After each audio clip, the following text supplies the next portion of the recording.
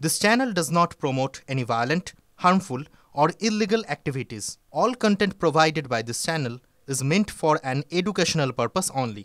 ভারতের প্রত্যাঘাতে পাকিস্তানের গলা শুকিয়ে কাঠ, এবার আলোচনার আকুতি পাক প্রধানমন্ত্রী। ইরান সফরে গিয়ে ভারতের সঙ্গে আলোচনায় বসার আগ্রহ প্রকাশ শাহবাজ শরীফের। কাশ্মীর সমস্যার সঙ্গে জলবন্টন, বাণিজ্য সহ দ্বিপাক্ষিক সমস্ত বিষয়ে নয়াদিল্লির সঙ্গে আলোচনা করতে চায় ইসলামাবাদ। শরীফের বার্তা, সব সমস্যার সমাধানে ভারতের সঙ্গে শান্তি আলোচনায় অংশ নেওয়ার জন্য আমরা উন্মুখ। প্রতিবেশী দেশের সঙ্গে শান্তি আলোচনায় অংশ নিতে উন্মুখ। যদিও নয়াদিল্লি আগেই স্পষ্ট করে দিয়েছে, পাকিস্তানের সঙ্গে আলোচনা হবে শুধুমাত্র সন্ত্রাস এবং পাক অধিকৃত কাশ্মীর নিয়ে। জল চুক্তি স্থগিত রাখার বিষয়টি এখনই পুনর্বিবেচনা করবে না ভারত।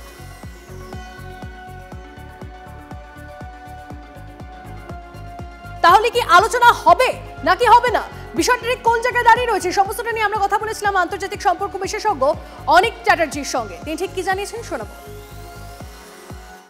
এই যে পাকিস্তানের তরফে এই যে আলোচনা চাওয়া হচ্ছে, সেই আলোচনায় কিন্তু সন্ত্রাসবাদের প্রসঙ্গও নেই বা সেখানে পিওকে নিয়ে সেই প্রসঙ্গও নেই।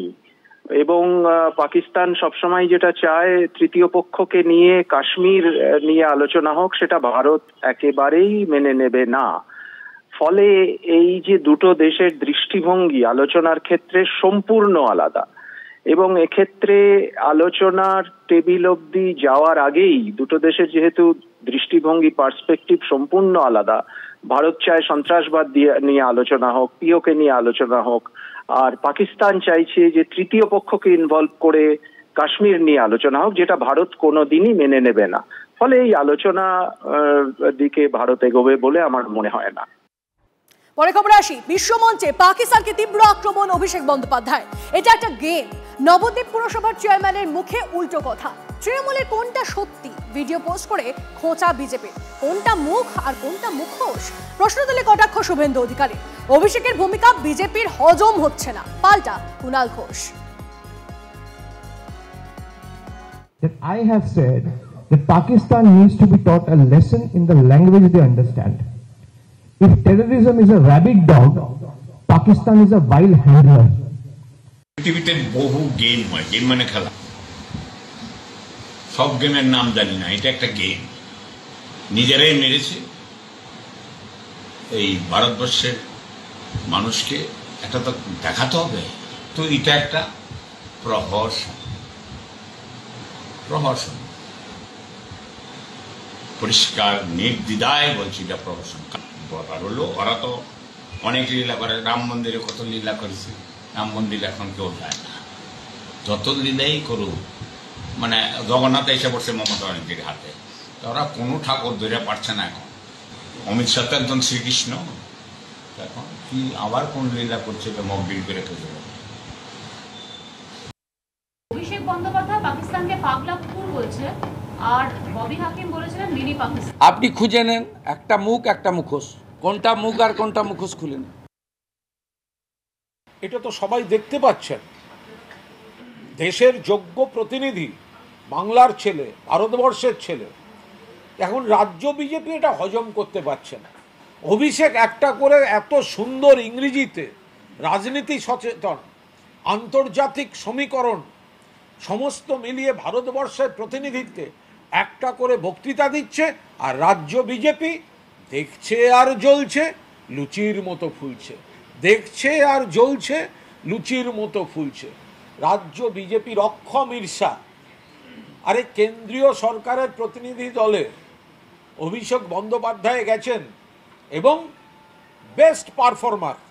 এটা রাজ্য বিজেপি ঈর্ষায়, অক্ষমতায় তাদের এই সমস্ত কাতর কথাবার্তা।